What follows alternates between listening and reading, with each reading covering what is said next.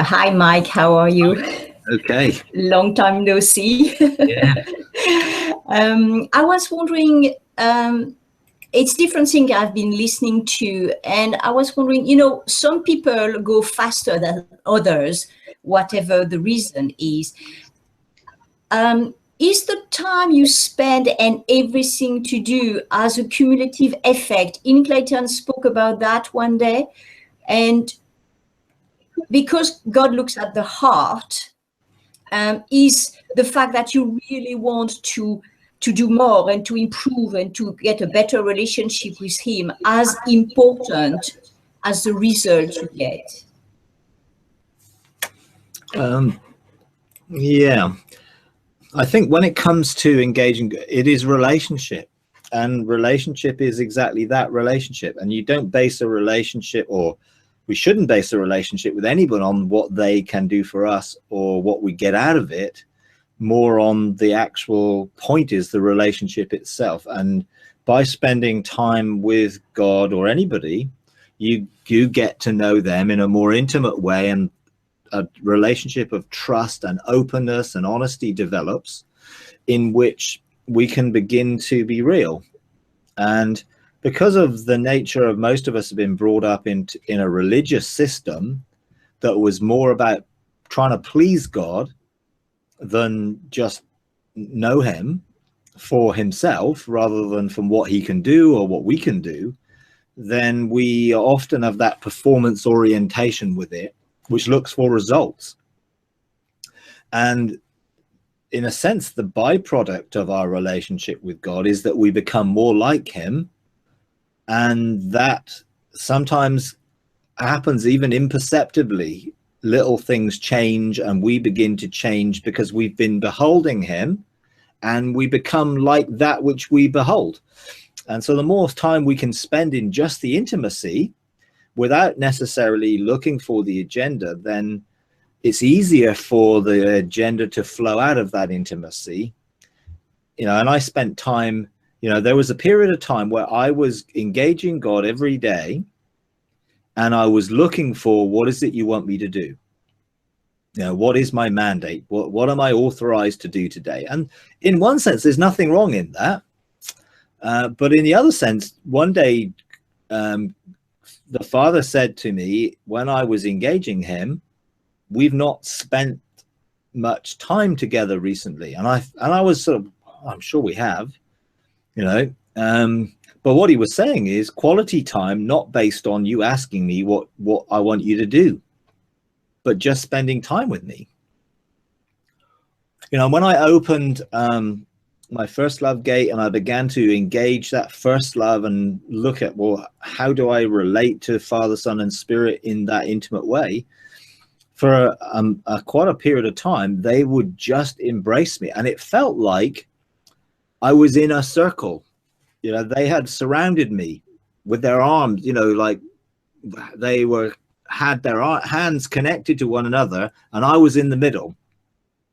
And sometimes I would be looking at the Father, and I would then, the Father would embrace me, or I would be looking at Jesus and Jesus would embrace me, or looking at the Holy Spirit and the Holy Spirit would embrace me.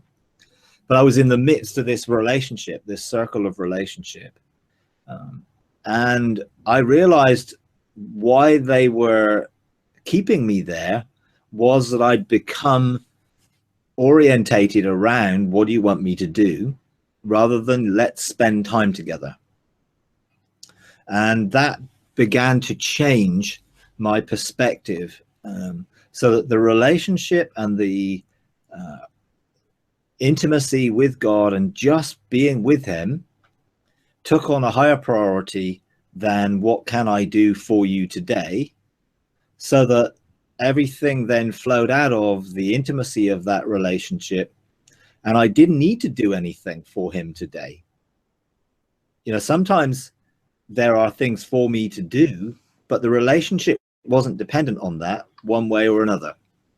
I didn't have to do it for God to love me and for me to be in relationship with him. But the more I was in relationship with him, then I was able to do it free from the need to do it. So I didn't have to do it to appease God or to please God or to make him happy with me, because God's always happy with me. So what I discovered was God is good and God is smiling all the time in relationship with me, not dependent on me doing things for him. Now, as soon as I got to that point in relationship, then I began to be able to do things for him and with him in a completely different way than I was before. And it no longer was the need to do that to please him, but I was then free to enjoy him, and the pleasing just flowed out of the relationship because I didn't need to please him. I'd already pleased him. I do please him. The most important thing for God is our relationship. So his heart, looking at our heart, you know, is important, because he sees actually whether that real relationship is there, or whether in our heart is still a things left over from our understanding of God that we got through our religious systems, rather than the reality of who God is that comes from personal intimacy. And that's why we can only know God by experience and not by theology or doctrine or anything else. And I've discovered that the more I've got to know God in intimacy, the more it's challenged what I believed and what I thought I knew, and realized that wasn't the God that I've been engaging with all the time. You know, I had this relationship with God for years and years and years, which really wasn't what God was like. So I had fabricated God in my own image, and now God was trying to reveal what he's really like.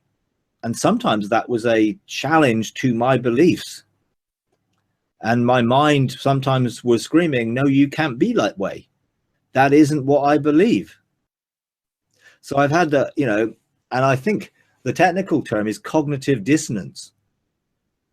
And what I believe has been challenged by what now I've experienced. And then I have a choice. Am I going to hold on to these foundational doctrines and truth that mostly I got from somebody else, or am I going to allow God to reveal himself to me, which will indefinitely break open some of those things I thought that God was like, and he isn't. So I've had a very interesting time looking to deal with some of those things, because the things I thought I knew were based on God who isn't like that. And that image now is being deconstructed within my mind. So the real relational, organic God that is Father, Son, and Spirit is now unveiled in a way that wasn't possible before. So it's one of those things that if we don't have an agenda, it's easier for God to engage. And the agendas that we do have are often rooted in an understanding of God which is not true. It may be something that has been presented to us by Christianity as a religion rather than Christianity as a relationship. And I realized that most of what I believed about God had come through the religion rather than the relationship, and therefore God had to do something about that. And so I had a series of unexpected encounters that challenged the very nature of my understanding of who God was and who he is and what his nature is and everything else. And that's been, you know, quite fundamental, which before would just seemed impossible, you know. So I think the more time we spend, the more we begin to be changed and transformed if we're not striving for it. As soon as we try and strive for it, there may well be a reason why we're trying to strive for it, and that reason may be rooted in a wrong understanding of what God's like. So yes, interesting question. So if I understand well, it's far more important for me to soak and try to spend time with God without any agenda, kind of you do whatever you want, And if I come out of 1, 2, 3 years of soaking without remembering anything or not having achieved anything, it's far more important than if I go and try to, do an activation as we've done together under your mentoring, etc. Is that correct? Well, it's not quite as simple as that, because I wouldn't encourage people to soak in an empty-headed way, because if you soak with no focus, then it's no different from an Eastern form of meditation, which is empty your mind so that something can fill it. Whereas when I engage God, I am engaging with his person. So I am engaging with Father, Son, or Spirit. I'm not just soaking and there is no focus. So I engage with the Father, and then I will rest in his presence. And if he speaks to me and talks to me and shares something with me, that's wonderful. If we just are in each other's presence and I'm just enjoying his presence because I'm with him, that's also wonderful. But I wouldn't just, I have no person to engage with. I don't have an agenda for the engagement with the person, but I want to engage with Father, Son, or Spirit, or all three, and combinations of how they engage with me, because I know being with them will be revelatory, even if my mind does not receive something. So while I'm lying down in green pastures and the Father is sitting with me, I may receive a communication, or we may communicate with one another, and that will be great. Or we may just sit and just enjoy each other's presence without having to say anything, and that's also great. But what I found is my spirit can receive from those encounters that later on get released into my understanding, and then I often say things from my relationship as a spiritual dimension, without my soul having had a cognitive awareness of that until I say it. But it came from all those times where I'm just in his presence. Now, once you get beyond the limitations that we put on ourselves of being in one place at one time, then you can have a flow of that engages you. And as I've been engaging God and walking with him a lot, just walking, because he just would say to me, let's walk together. And on those walks, he wouldn't say an awful lot, but we would walk in places that I'd been before, and I struggled to recognize what they were like when I was walking there with him, rather than when I walked there on my own. Because just being with him put a different perspective on things. And eventually I found that I was walking with him within my own mind.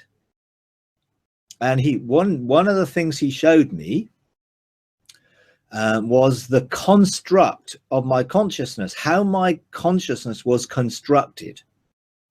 And it was constructed with belief systems. And they were like a physical constructed framework for which my consciousness could operate in. And it was a limitation for what I believed. And therefore, we have the capacity to interpret things to always reinforce what we believe. And God showed me that that is not such a good thing, because he wanted me to believe things that I couldn't believe with that construct in place. So he began to show me that there were 9 pillars that held up that construct within my mind, which were foundational beliefs that were holding everything up. And he told me these 9 things. Some of them I had to go and look up, because I didn't even understand what the words meant, let alone how it was constructed. But I'd been around Christian things and religious things since I was very little, over 50 years, since I could go to Sunday school when I was 2 or 3 years old. I've been around all those systems of thought and belief and things, and I've absorbed a lot of them, and they are what has constructed my consciousness or framed my consciousness. And now God was saying, do you want me to deconstruct this? And I'm like, yeah, you know. And he said, do you want me to deconstruct it from the top down, or do you want me to pull out the foundational pillars? So I thought for a second, I thought, what's going to be quickest? Then I thought for a second, that might not be the easiest. So I said, well, pull the pillars out, but do it one at a time, so that I don't totally lose my mind and I can be aware of what you're doing and the results, so that when I believe something or see something that I couldn't see before, I will have an understanding of what you've done. So that's what he's been doing. So he has removed 5 of those pillars, and each time a pillar removes, it's like my mind wobbles. And I'm like, woo, it feels unstable for a little bit until I get equilibrium back. And all of a sudden, then I can sense and believe things that I couldn't believe before. And God has been trying to show me some truth over quite a long period of time. But every time I got to a point, my mind would scream, no, you can't go there, because that isn't right. You know, and a lot of my experiences were, I want to be right. I want to know what is right. You know, that was my, because if I'm right, then I'm safe. You know, and that comes from a system of thinking. Because why do I need to think I'm only going to be safe if I'm right, or if I know what's right, rather than learning to trust my relationship with God, which will lead me into the truth, which will be an expression of love and righteousness and everything else.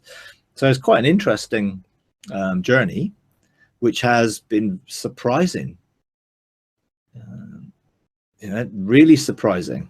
And I don't know if any of you read C.S. Lewis's books and different things. I mean, he was obviously quite a deep thinker and whatever, but, you know, he wrote a book, I think, Surprised by Joy. And, you know, his understanding of the sort of the nature of God was challenged by some encounters with God, which is what I've, you know, had, you know, this year a lot. Yeah. So yeah, but it's it isn't so much about trying to do nothing, but do things with them, and or just do nothing with them and engage with them in doing that, rather than just do nothing. You know, and you can do an activation that engages with them, but just don't do it with an agenda that you set. Allow the relationship to release what it has to impart, rather than we set the agenda of what we want to get out of an encounter. You know, and an activation or doing an activation, if you're putting what you want from it, then you're putting the limitations of what God can give you from it, because you're setting the agenda for it, rather than, hey, I'm just going to engage God here in this way, and then he is going to do whatever he wants to do.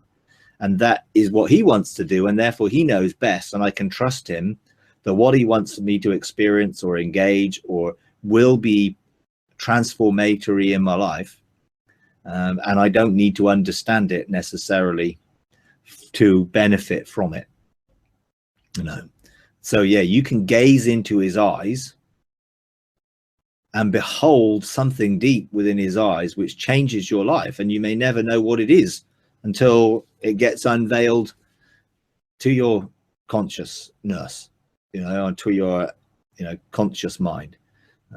But it doesn't mean it's any less valid, because in most of it, I would probably say that I know now 5% perhaps of cognitively of what I don't know cognitively, and yet I do know spiritually and have experienced, because I've spent so much time just being in that place. And as I learned not to be limited by one place at one time, but to be able to be in multiple places at the same time, because God is, and I'm in him, therefore I can be, that was a huge change in the flowing nature of my relationship with God continually, rather than it being a series of things that happened and were very much more mechanical, which I found, to be liberating. So I can stand in what was, in before there was, in what we call eternity, in God, in his heart, in his mind, and I can be there all the time. And I can be in the ark, in his name and in the four faces of God all the time. And I can be on my mountain and my throne all the time.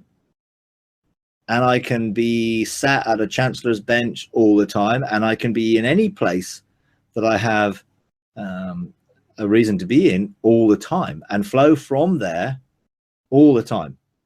Now, that is a huge difference from living in dual realms and being limited to a linear expression of, I need to do this, and then I'm going to do this, and then I'm going to do this, and I'm going to come back here and do this, and I'm going to go there and do this. Because that actually means that there's a time there I'm going to do all those things. And while I'm doing that, then I can't do this. But I've discovered that I don't need to be limited by that, because it doesn't need to operate linearly. And that was an area of my mind which was off limits. And God, as we was walking with me, opened up a door to that area in my mind, in my consciousness, that made it possible to be in multiple dimensional places at once. Now it's like there is an amazing flow that comes. And when I asked God, well, what are you going to replace these foundational pillars with? He said the 9 roots to the tree of life, which of course is, those roots are in the river of life. And therefore there is a flow of life that comes, which is not mechanical, but organic, if you like, which is very different.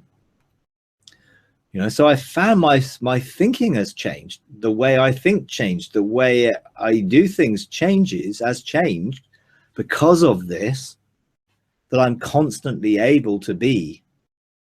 And that's it. I'm constantly able to be. And you can put whatever that means to you, but it's like I can be, because I am. And he's in me. And so I can just be, and everything then will come out of that. But it was a huge challenge to my understanding of who God is. See, it says in Proverbs 3:5, do not lean to your own understanding. And as soon as I've constructed an understanding and I lean to it, even if it's an understanding about God that I've experienced, then I'm having another construction in my mind, which will become a limitation. And that's the problem. It's like it's anything that I try and do because of my understanding becomes the construct of my mind. So I can't lean to my understanding. I just need to enjoy relationship and not try and understand it, but to know, not understand, just know. And that knowing is so different from leaning to my own understanding, and I've built leaning to my own understanding along my experiences of God, and I've still put a construct in place which is limited because it's my understanding. I need to operate from the mind of Christ, which is his understanding, as I need to operate in his faith, not my faith. So everything comes out of him, not from me, which is great. It's liberating and freeing. And I realized just how much of what I thought I understood about God was based in someone else's understanding, not mine. And now I've thrown out the need to understand. I can enjoy being in him, with him, all the time. Hi, Mike. Hi. That has really been so insightful for me. This is the very thing that I'm struggling with at the moment, and I'm looking for what's the just the most basic and most simplest way of engaging. Because I come from this mindset of having to do something, having to say something, and I'm like, how do I keep my mind engaged without talking? You know, I always tend to slip away or start thinking about something else. So I'm always thinking, do I need to quote a scripture? Do I need to say something? I'm going through a process of cleansing, but I'm like, what do I say? Do I repent? Is he there? Is he watching? Is he, I'm always like that. Say something, say something. And I find myself battling with that. Say something, say something. So what would you say I do? Do I just go in and say, I've come, clean me out today, or what do I need to deal with today, or I've just come? Well, again, it comes down to what is going on in your heart that is motivating that. If it's a desire to please or appease God, then you're doing it for something that you've already got. You already please him. And when you know you already please him, then you can live from that, and you find that you don't do things that don't please him, because it isn't about performance in any way. So it's relaxing and enjoying him rather than trying to do something which you think will please him or appease him in some way, or looking at your life and therefore wanting it to be changed and transformed, because then you think you'll please him more.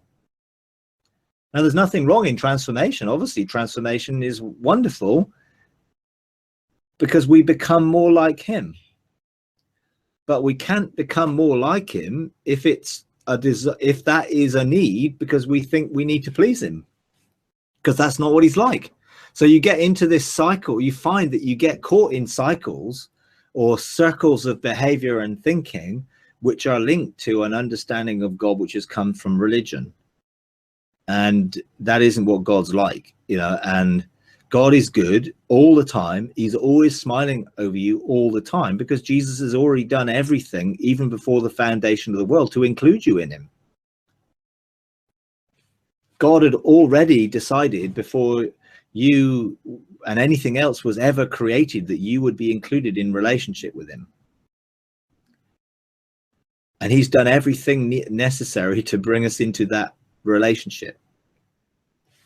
And I've been reading a version of the Bible. I found a little Bible app called Mirror, and it's a version of the Bible called the Mirror Bible, and it's by a South African guy, Francis Dutoit, I think he's called, and he began to go back to the original. I think he's a Greek scholar. He went back to the original Greek of the New Testament and looked to do it from a perspective of relationship and love rather than religion. And it's quite insightful and enlightening.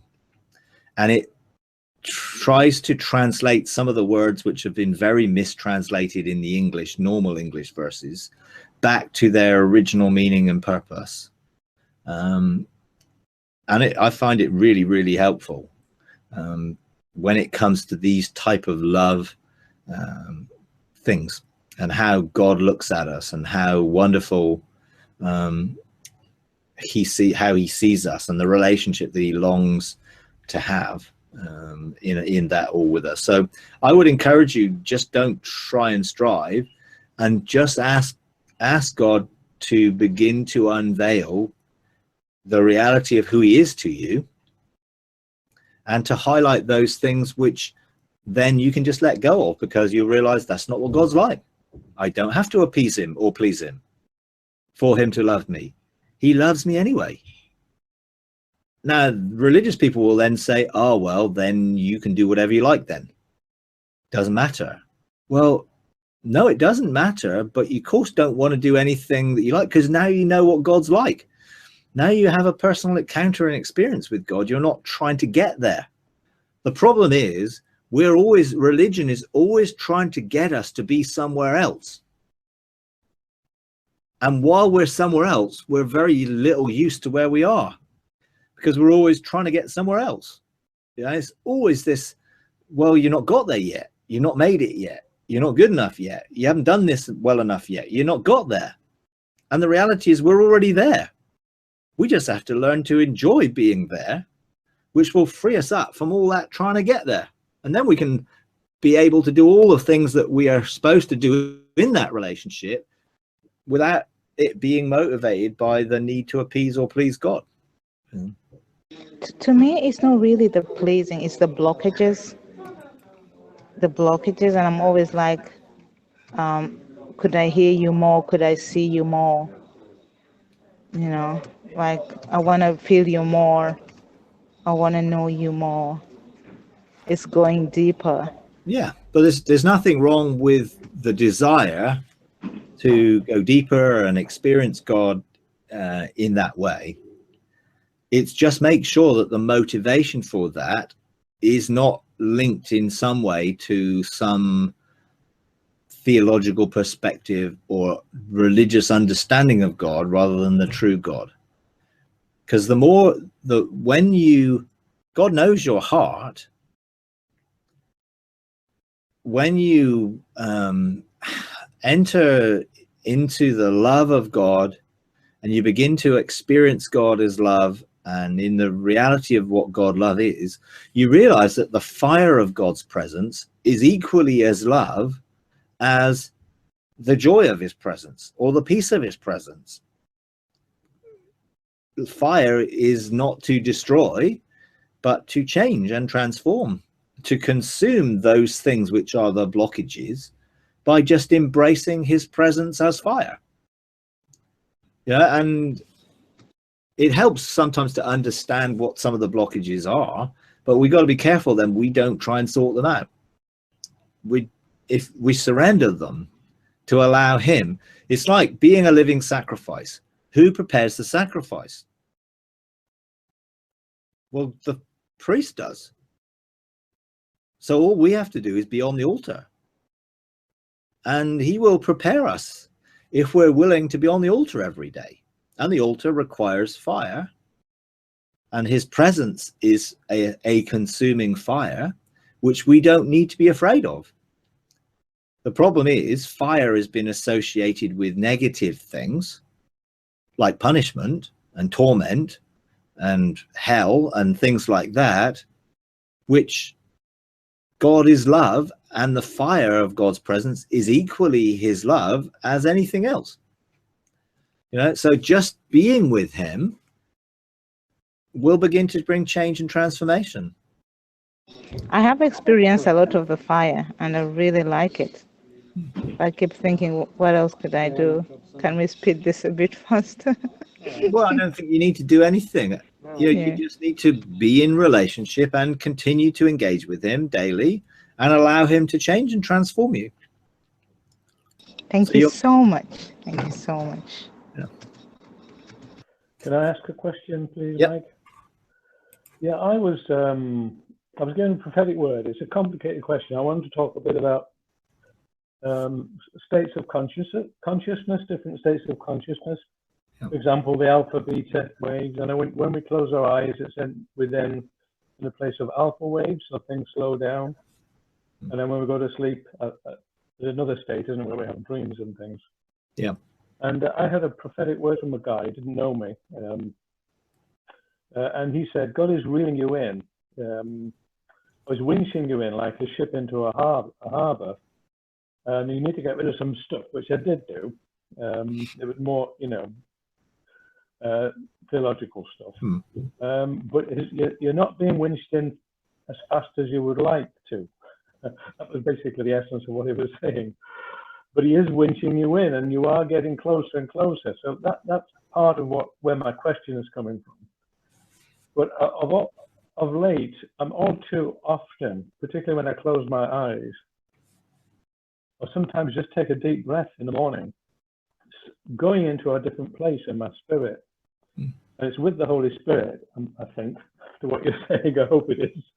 And it's a peculiar experience, but it's getting easier and more pleasurable. It's just that it's as if my soul is going to sleep for a second, and then I'm all spirit, and everything's very still. And the more this I'm being engaged in this, I think I am being engaged into the Holy Spirit. It's a little bit like being slain in the. But I'm just thinking, what is happening here? Should I see more in my mind? And I do. I get very visual often after these encounters. I feel it's very refreshing. At times, it's very blissful. It's almost like I slip into this blissful place. And then sometimes I see stars and things. You know, with my eyes closed, I can see the darkness. I can see these stars. So I'm just thinking, what is happening? This is not my main. This sometimes happens in my main early morning encounter where I step in and I sit on my throne and I engage with Father, and then I open my first love gates and things. It seems to be later in the day, even for the last hour in the evening as I'm just touching base. It's like, and I feel like I'm practicing something, but I'm not quite sure what I'm practicing. But it is an altered state of mind.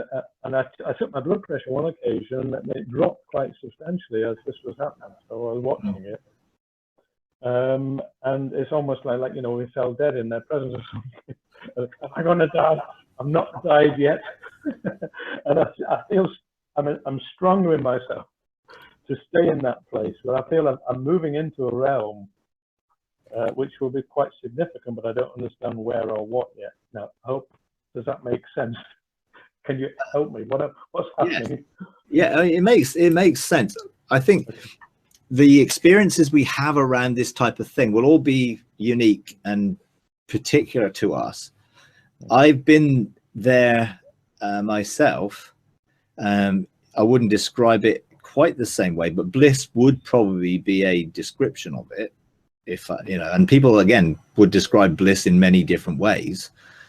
For me, it's not, laughing and being in that sort of state, but being in a state of consciousness where I'm connected to who I was before I was. That's how it was. And so for me, God took me to a door. We walked through the door and we were on the timeline of my life. And we walked back to where before. And that I would describe in a very similar way to what you're describing. And I began to reconnect to who I was so that I can be more an outworking of who I was before everything got messed up when I ended up in what I am. And so that reconnection is bringing me back to what, and I would describe it as a point of bliss, because that was what it was like, being in the mind of God, or a thought in his mind, or then a outworking of the spirit before my spirit came, so accepting my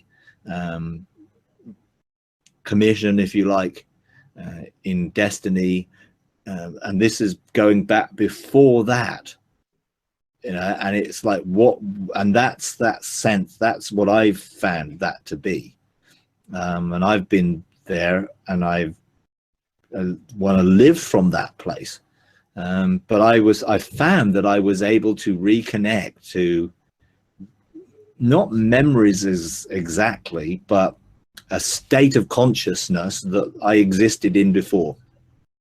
I think that's how I have learned to describe it or experience it, and it's a wonderful place. So I would encourage you to enjoy it, and it will eventually open up. Again, what it did for me was open up possibilities, because limitations got removed. And these series of encounters that I had in these things was what was able to bring me into a way of being multidimensional.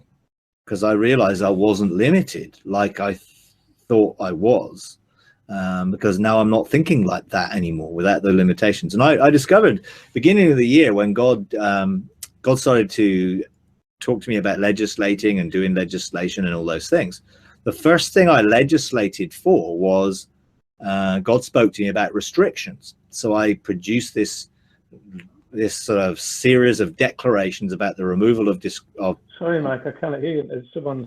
I can hear an echo of you all the time. Okay. I think it's the lion. Okay. Yeah. Stop now. Yeah. Sorry about that. Yeah. I ended up sort of getting to this place where, in my experience of engaging with God in it, my whole mind and thinking began to get disconnected and reconnected, and it brought me to that point where I was able to experience these things, you know, and be unlimited. And I made some declarations which I didn't think were for me. You know, I thought I was declaring them for others because they needed the restrictions removed off their mind.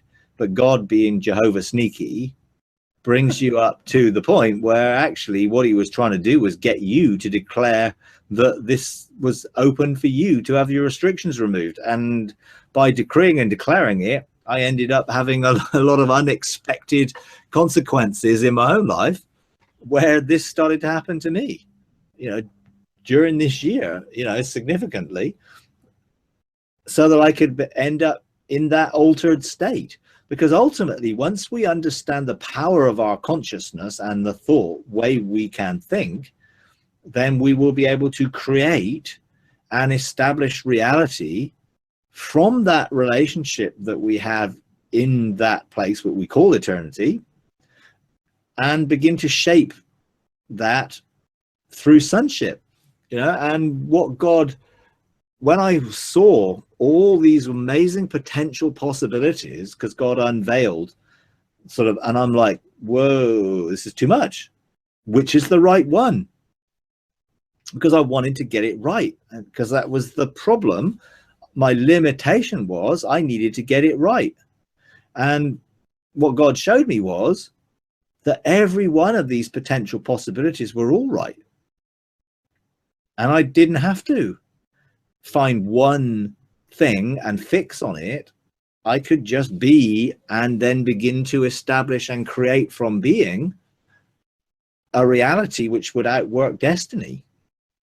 Now, we create our reality all the time.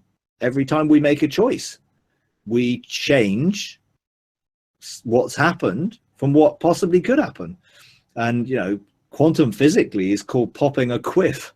And it's like, here is a billion things that could happen, and you choose one and it becomes reality. And it could be a very simple thing, whether you're going to walk this way to there, or going to walk there, or whether you're going to do this, or whether you're going to do that. Every decision you make actually becomes history. Now, before you made it, there were infinite possibilities of what you could do. And most of those decisions seem meaningless because we're not connected to a consciousness which is bringing about God's reality, you know. And once we start to see sonship from a perspective of being able to establish reality from God's purposes, if you like, our destiny, then we will be able to see our destiny unfurl and unfold day to day as we make choices that create that reality that bring about our destiny. You know, it's not fate, like it will happen this way. And God, and I think we can sort of get into the thing where we go to God and say to God, I want to know, like Jesus, what are you doing today, Father? And we're looking for maybe a set of instructions. I want you to do this and this and this, and I want you to do it this way, and I want you to do it that way, and I want you to do this, and I want you to say this, and I want to say that. And I think people can get that understanding of what Jesus said, well, I see what the Father's doing, I hear what the Father's saying, and that's what I do, and that's what I say, as if God said, right, today you're going to heal this blind person, and you're going to put mud on his eyes. Rather than, today you're going to heal, and you can do it whichever way you like. So today, creatively, Jesus decided, I'm going to put mud on his eyes. Whereas the next day, Jesus decided he was going to do this. And it was Jesus's choice to do that, which outworked the Father's heart, but in in a sonship creative way. So what God showed me was that as I was looking at all the possibilities that my conscious choice could make, I saw a golden thread that was running through them, winding their way through. And immediately, again, I thought, oh, wow, that must be the right one. And God sort of smiled, you know, because he does a lot, because in this type of environment, my mind is quite dumb, you know, because I didn't get it. And actually what he said was, look at the thread. And it was fixed in his heart at that end and fixed at the other end, and was completely flexible to wind any way of getting from A to B that I chose. Now that, in a sense, opened up all the freedom to not be trying to find the right way and spend all my time trying to find the right way and therefore not do anything, because I'm going to fear getting it wrong, therefore I won't do it. Because God trusts me as a son with the creative ability to make a choice which will reflect my relationship with him in this conscious state, which is what you're describing. So yeah, that's sort of I think the question is partly about the physical manifestation that accompanies it, because it's quite profound, and I can collapse on the floor, so I'm sitting down. If I'm sitting down, I'll go limp, and it's more profound than being slain in the spirit. You know, when it first started to happen, I thought I was going to pass out. Really, I thought I was going to lose consciousness, and it got scary, you know. But as I say, I feel stronger, more able to stay with it as I seem to pop into this dimension in the spirit. And it's just a lovely place where my spirit is very still, and my soul just seems to be so quiet. It's all spirit. That's what it feels like. But it's the physical manifestation of collapsing. Is this right? Should I be experiencing such things? Well, yeah, because if you think about it, we are a holistic being. Body, soul, and spirit should be connected and flowing together fully. And therefore, if your spirit is in a state of deep rest, then why would your not body want to enjoy that as well? You know, and it's probably because your body has not been used to that sort of deep rest that it doesn't know how to react to it, you know. And that's often what happens in these experiences.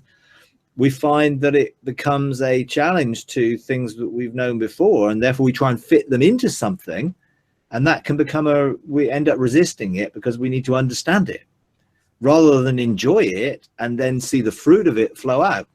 And I've learned more and more to enjoy and flow rather than try and know to flow. And I found that works so much better, you know, because I don't need to know to flow, because flowing comes from the relationship. And the more I'm connected to the relationship that God had with Father, Son, and Spirit before anything else was, the more purity of that relationship of love. You know, perfect love casts out fear. So I'm no longer afraid of making a mistake or getting it wrong or doing any of those things, because I'm connected to perfect love. You know, and perfect love has that amazing expression which brings me into freedom. And I think God is, as you say, reeling you in, taking you back. Well, where are you going to go when you're fully reeled in? You're going to be back to where he is. And therefore you're going to be in a state of connecting to what was before, you know, which will be very different. And it is very different, you know. I keep saying, should I be seeing more here? And I've started to see things. I've started to see stars. Yeah. And a year or 2 years ago, I was actually in a fast, an extended fast, and Father made stars. And he said, "Do you want to have a go?" And stood me in front of him and said, "Put your hands here, and I'm making these stars." So I figured that these stars I see are my stars, you know, that we made together. Maybe, or maybe it was what you were as a luminary that brought light. Because we are light beings, and our role before we were in this body was to bring illumination, and as luminaries, and we are reconnecting with that. So it may be that you're not just seeing, you may see things that you've created, but you may actually seeing, well, where you were, who you were before you were, and getting reconnected to it. Because that's what's begun to happen to me. I've started to reconnect and recall some of things like that. You know, now it's hard to put a grid of reference on it, because you try and put it into a reference point to what we now know now. And stars, well, it does talk about us being shining like stars and our brightness increasing and things like that. It's a biblical analogy, which is there. You can find it. I know Ian Clayton talked quite a lot about being luminaries, illuminating, you know, and actually what was the light before there was the need for the sun? Now we assume that it was God as creative light, but then we are all made of creative light. Our spirits is a light being. And so what were we doing before anything else, you know? Well, that begs the question then, did we have a pre-existent, whatever was existence? Yeah. We did. I mean, okay. Yeah, we have our spirit was pre-existent. My theology, but that's always been we were created when we were born. Which no, our spirit came into our body when we were born, right. But our spirit was pre-existent before the creation of everything. Right. And therefore, what were we doing before? And were we there when creation took place? Right. And when God said, "Let there be light," what was he saying? You know, and we often focus on the recreation after it was null and void and it was recreated, rather than the creation. And so these are sort of things, when you start to go into those things, that can get a little bit sort of esoteric and, but ultimately it's so we can reconnect with our destiny in time and the ages to come, to reconnect to that, because the separation of our spirit from our soul and body and God came because we chose or accepted the role to come into this physical form, and we were born in that disconnected state. And the restoration of all things is to bring us back into the state of God's original intention for us. Which won't be limited by this creation experience, because everything will be restored back to God's original purpose. So yeah, I mean, there's these things are, you know, sometimes quite difficult to define, because you're trying to define them with words that don't really completely express what it is, but it's the best shot that we've got. You know, and I think when Paul sort of described things as inexpressible, it was because he just didn't have the words to express what he was experiencing. Not that he wasn't allowed to, he couldn't. And I found that the more I've tried to share on some of my experiences of these things, it's like I'm trying to put it into words that someone else might relate to, but it's very limited on what I can say. You know, because like you're describing an altered state of consciousness. Well, it's really hard to describe an altered state of consciousness when someone else hasn't had it, you know, because you're trying to use things that they can relate to, and actually they can't, because they've never had that. If they do have had it, then you will find there's a resonance with what you say, or more what's behind what you say, rather than actually just the words that you say. What's behind it will connect with people. So I immediately connected with what you were talking about, because I have been there and have experienced that. You know, how I would describe it may be slightly different from you, but I think it's definitely a similar type of encounter. Yeah. Thanks, Mike. Okay. Any advice? Just keep going. Keep going. Okay.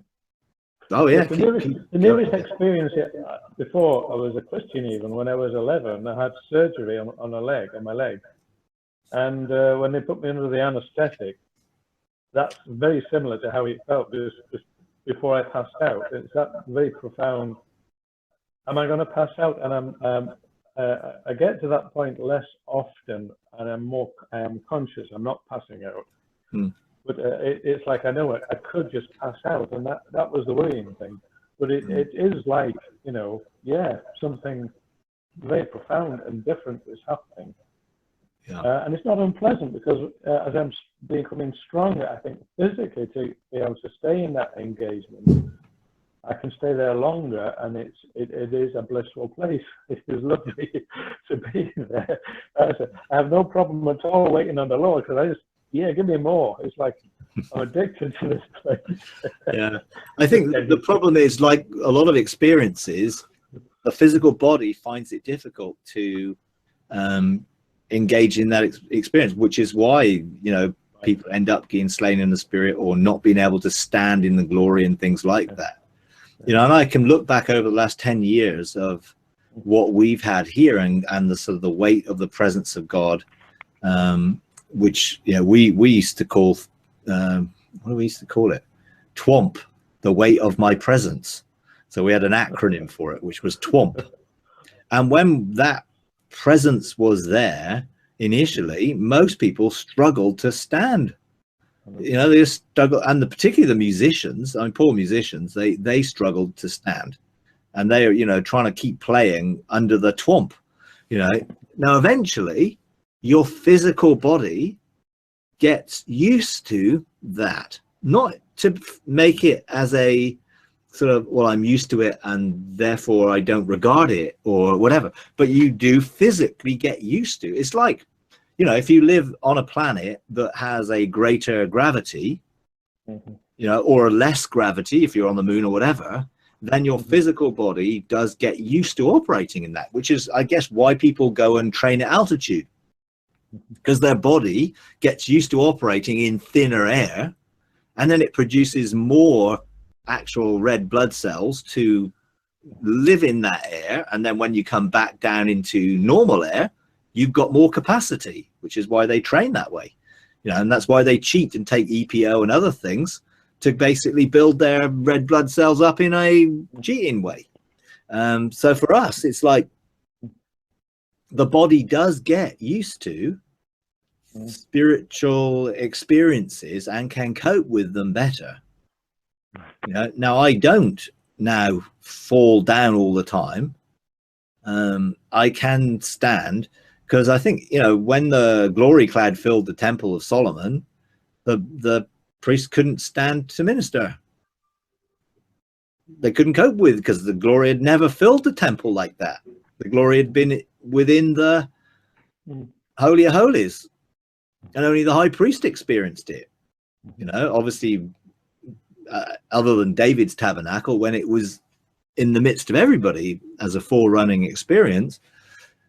And I think it talks about in the New Testament about us standing in the glory to minister.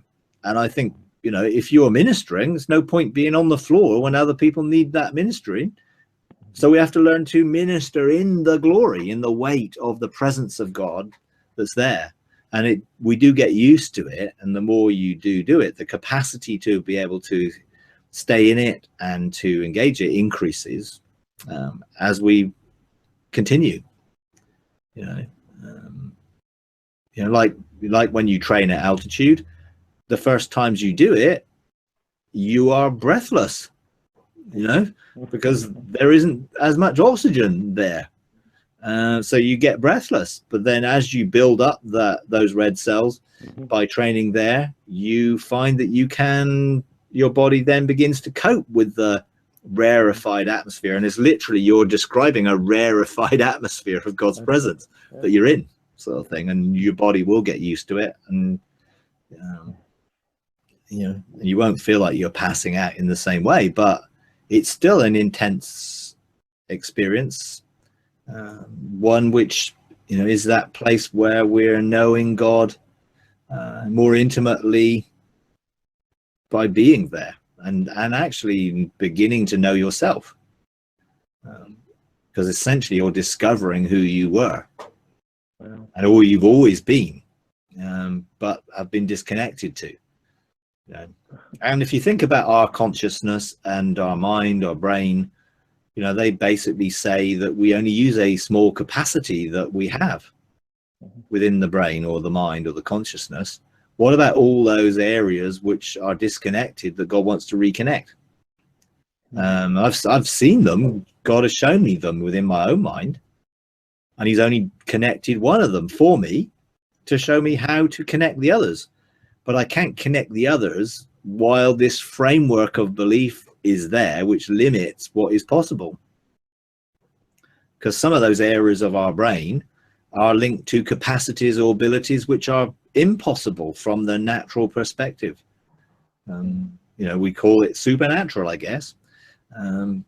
But there are areas of abilities within our consciousness to effectively work with light and sound and other things which are going to be reconnected. But part of the process is getting our mind renewed so that we can go there, and not disconnect from it all the time. Thanks, Mike. Okay. So anyone else got anything they want to share or talk about?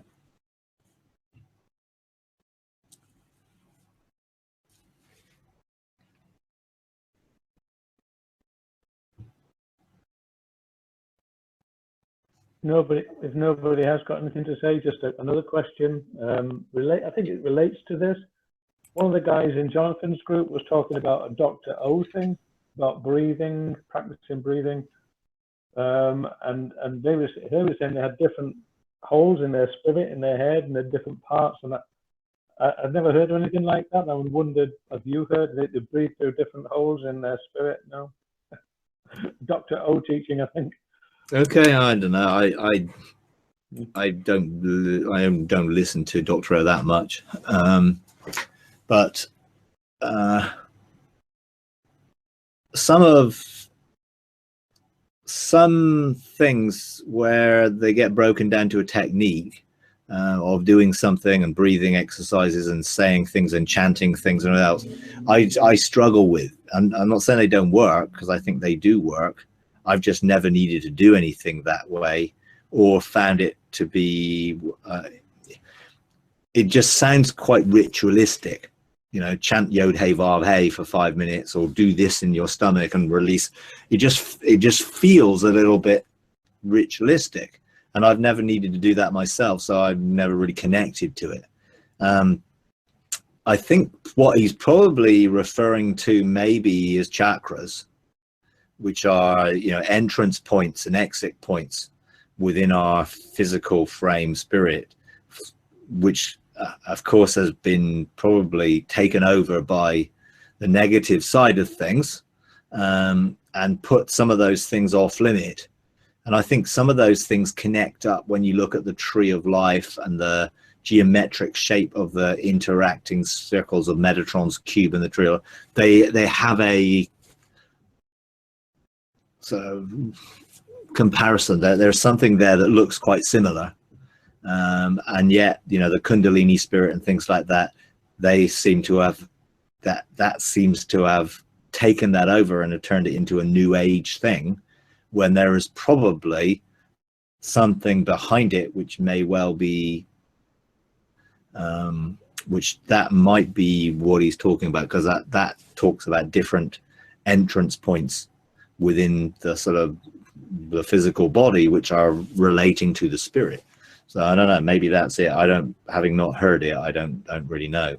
Some of these things I've learned not to throw anything out and just dismiss it, because I've dismissed so many things before in my life which were true, that I'm not prepared to dismiss something, but I'm also not prepared to affirm something if I've not experienced it or have a direct revelation that God has given me towards it.